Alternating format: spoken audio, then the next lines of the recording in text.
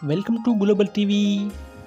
Today, a moderate magnitude 4.9 earthquake was occurring in Indonesia. The earthquake hit Terentini area in Indonesia on today, 1st November 2022, and 120.1 km shallow depth. US Geological Survey, the first reporter agency, that this quake has 4.9 magnitude.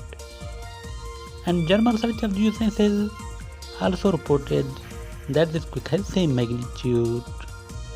The earthquake hit Indonesia at a local time 3 p.m. For more updates, like, subscribe and share Global TV.